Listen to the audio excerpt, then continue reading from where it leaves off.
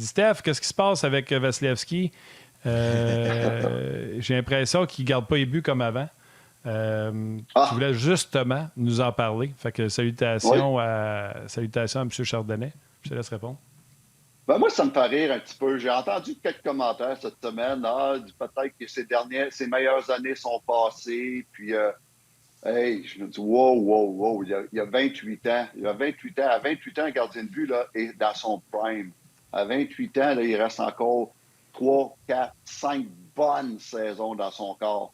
Mon seul problème avec Vasilevski en ce moment, et puis je pense que ça le rattrape, c'est qu'il a joué beaucoup trop de matchs dans les 4 dernières saisons. Ça le rattrape un petit peu au niveau de. Écoute, c'est beaucoup de hockey. Le gars, là, j'ai sorti ça quelque part ici. Le gars a joué 292 matchs depuis 4 saisons, les playoffs et la saison comprise. À date, là, il est proche d'une moyenne de 74 matchs par année qu'il joue depuis les 4 dernières années. À un moment donné, ça te rattrape un petit peu ça. Et puis, c'est ce que j'ai senti, moi, dans la deuxième moitié de saison avec le Lightning. Ce que j'ai senti, c'était un Vasilevski un petit peu moins agressif, des fois plus profond, un petit peu moins patient. Ça, c'est tous des signes de fatigue. Et puis, le gars, il est juste humain en passant. Hein? Donc, c'est normal. C'est normal. Donc, tout ça pour dire qu'il va falloir qu'à un moment donné, le Lightning commence à penser à trouver un bon adjoint qui va diminuer sa tâche pendant la saison.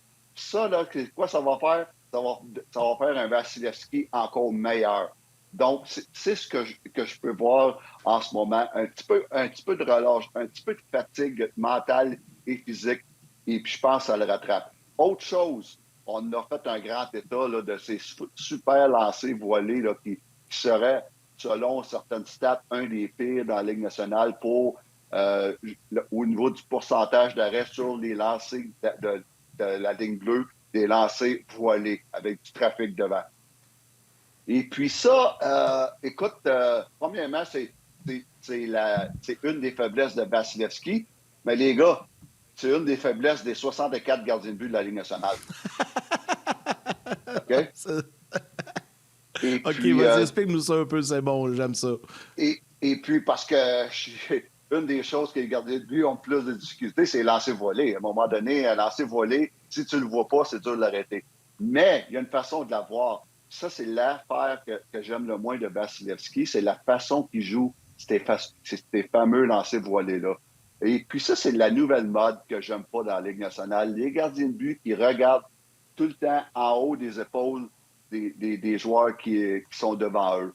Et puis, qu'est-ce que ça fait, ça? C'est qu'à un moment donné, quand le lancer s'en vient, oui, tu le vois partir, mais tu perds de vue à un moment donné la lancée. Tu perds la rondelle à un certain endroit, tu le perds pour une fraction de seconde, tu vas perdre la rondelle de vue parce que quand tu vas tomber en papillon, c'est là que tu perds la vue de la rondelle.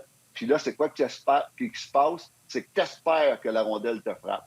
Donc, ça, c'est une technique que j'ai bien de la misère. Puis, je vous dirais qu'il y a plus que la moitié des gardiens de but de la Ligue nationale qui jouent de cette façon-là. C'est la nouvelle mode. Montembeault joue de cette façon-là. Jake Allen joue de cette façon-là. Vasilevski joue de cette façon-là. Il y a beaucoup de gardiens de but qui jouent de cette façon-là. Donc, moi, j'aimais mieux. Une des choses que j'avais changé avec Carey Price quand je suis arrivé à Montréal, c'était cette façon de tracker la rondelle dans les situations de trafic ou de lancer voilé. Ce que j'ai demandé, c'est reste bas si possible. Essaye de récupérer. Trouve le moyen de voir la rondelle en restant ton corps bas. Si tu es capable de faire ça, mais tu vas voir la rondelle tout le long, jusqu'à temps qu'elle te frappe, ou qu'elle rentre dans ta mitaine, ou qu'elle frappe ton bloqueur, ou qu'elle frappe ton corps. Et ça, pour moi, c'est important. Oui, c'est plus demandant pour un gardien de but de rester penché, puis de battle, ce qu'on dit, battle, trouve une façon de voir la rondelle. Mais pour moi, ça reste la façon la plus efficace. Donc, en gros, c'est ça, Vasilevski, mais c'est le genre de gars que, écoute, c'est 3-1 Toronto. Ça reste que c'est Vasilevski. Il peut t'envoler une à soir, on retourne à Tampa Bay. Ouais. Oh, la pression change demain. Donc, ce soir, tout un match. Comment, Steph, tu aurais réagi? Vas-y, Martin. Bien, ce que je voulais ajouter, parce que je sais que ça ne change rien, c'est Steph la sommité, mais je suis 100% d'accord avec Stéphane. Cette façon de regarder la rondelle par-dessus ne fait aucun sens au niveau logique. Yann, on va se faire des dessins. Aimes-tu mieux essayer de trouver la rondelle en arrière de ça, un corps, ou t'aimes mieux essayer de trouver la rondelle en arrière de ça, 2 jambes? Non, mais c'est super facile de répondre. Deuxième chose, être en haut puis regarder la rondelle qui part d'en bas, tu n'auras jamais la bonne perception. Si tu te mets bas, comme Price faisait sous Stéphane Waite, donc très bas, les patins très larges, tu suis la rondelle, tu vois la rondelle partir, tu vas savoir où c'est qu'elle s'en va. C'est impossible de te laisser tomber en papillon puis de voir où est-ce qu'est la rondelle. Puis là, après ça dévie. Là, toi, tu viens de... Écoute, tu n'as aucune chance de réussite, là. Tandis que si tu es bas puis elle dévie en chemin, tu peux réagir. Donc, je ne la comprends pas, celle-là. Pour comment les gars jouent ça aussi loin puis de cette façon-là. Pour moi, ça fait aucun sens. Il y a des ajustements à avoir de ce côté-là. Vas-y, Yann, je sais que tu voulais poser la question à Steph pour Oui, bien, en fait, c'est ça. Je vais plus aller peut-être sur le côté mental. Tu sais, Derek Lalonde, qui a travaillé avec le Lightning, qui dirige les Red Wings, qui s'en va à la télé nationale faire des commentaires. C'est sûr que Vasilevski n'était pas content de ça. Si t'étais... Puis, tu sais, c'est Fran Jean là, qui est là, c'est un Québécois. Je ne sais pas comment Franz a géré ça avec son gardien, mais si t'étais le gardien ou si la même situation serait arrivée avec Carey Price, au niveau mental, comment t'aurais composé avec ça? De quelle façon t'aurais pris ton gardien et dit, gars, fais abstraction de ça?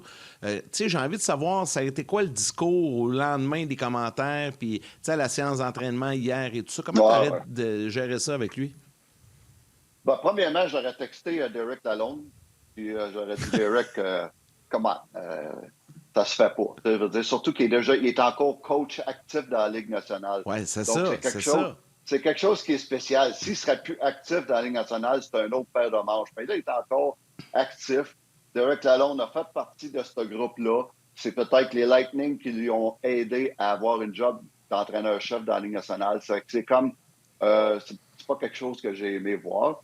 Et puis l'autre chose, avec mon gardien de but, bien là, tu essaies tout ce que tu veux, c'est pas qu'il y ait de doute. Tu veux pas qu'il crée un doute dans sa tête. Ça, c'est important, ça. Donc, qu'est-ce qu'on essaie de faire, c'est qu'on regarde des vidéos. S'il y a des ajustements à le faire, on fait des ajustements au niveau de ces lancers voilés-là.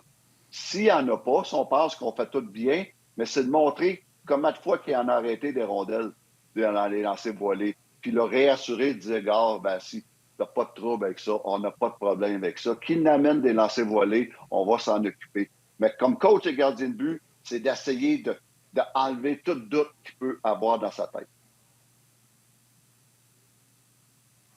Moi, j'ai hâte de voir le match. Ouais, j'ai hâte de voir le match de ce soir. Puis arrêtez là, avec la course. Puis, tu sais, encore là, Steph t'a dit que tu avais entendu ça. Moi, je ne l'ai pas entendu, mais si quelqu'un avait dit ça devant moi, j'aurais fait taire, de dire que Vasilevski est fini. Mais il y a comme une. Ou que ses meilleures années sont derrière lui. Il y a comme une course à être le premier à dire quelque chose. Tabarnouche.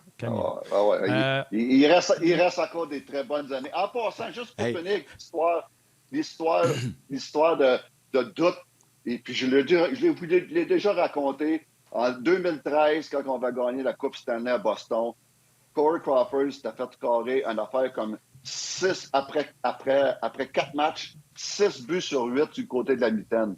Puis là, c'était parti partout dans les médias, c'était partout. Les Bruins ont trouvé la faiblesse de Corey Crawford. Je me souviens de ça. Les Bruins, le côté de la mitaine, et puis ça n'avait rien à voir. C'était toutes des affaires que tu as lancé voilé côté de la mitaine, lancé dévié côté de la mitaine, une passe d'un côté de l'autre, puis ça fait battre côté de la mitaine. Ça n'avait aucun rapport avec le fait que sa mitaine n'était pas bonne. Mais tout le monde disait, hey, 8 sur 10 ou 6 sur 8 buts avaient été comptés sur le côté de la mitaine. On a trouvé son défaut, on va le battre. Mais nous autres, on aurait laissé assez vite, ça. Le lendemain, on s'en va chez nous à Chicago, on fait du vidéo, puis je lui montre tous les arrêts qu'il a fait depuis le début des playoffs de la mitaine. Puis des bons arrêts. Puis après ça, j'ai dit, Corey, penses-tu que tu as un problème avec ton côté de la mitaine? Et tu es parti à rire. Il dit non. Puis ça a été réglé. On a gagné les 2 prochaines games. Il n'a plus jamais donné un goal du côté d'Hamilton. Et puis, on a gagné la Coupe Stanley 3 jours plus tard. C'est ça.